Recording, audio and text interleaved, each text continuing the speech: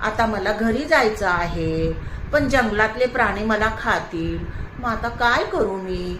मग लेकीने एक युक्ती काढली. एक मोठा भोपळा आणला. तिनं भोपळा आतून चिरून मोकळा केला. मग म्हातारीला भोपळ्यात बसवलं. आणि मग म्हातारी काय म्हणाली तिच्या मुलीला, जरा भोपळ्याला ढकल. लेकीने काय केलं, भोपळ्याला ढकललं. भोपळा गोल गोल गोल फिरू लागला. म्हातारी आतून म्हणाली, चल रे भोपळ्या, टुनुक टुनुक टुनुक टुनुक, चल रे भोपळ्या, टुनुक टुनुक टुनुक टुनुक. भोपळा जंगलात पोहोचला. कोल्ह्यानं भोपळा पाहिला.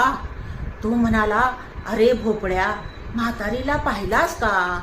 भोपळ्यानं आतून आवाज दिला, चल रे भोपळ्या, टुनुक टुनुक टुनुक टुनुक. म्हातारी दूर गेली. भोपळा पुढे गेला. मग तिला वाघ मिळाला.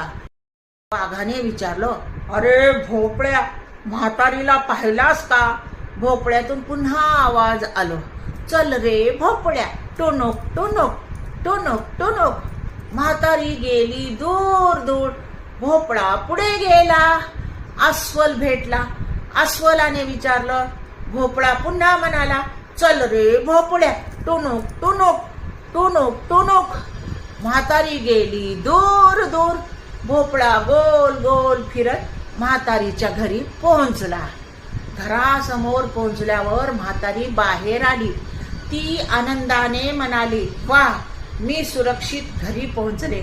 म्हातारी खुश झाली आणि त्या दिवसापासून ती एकटी जंगलात कधीच गेली नाही. गोष्टीचा अर्थ काय निघतो माहित आहे का बाळांनो तुम्हाला? हुशारी आणि बुद्धी वापरली तर मोठ्या संकटातूनही सुटका होते.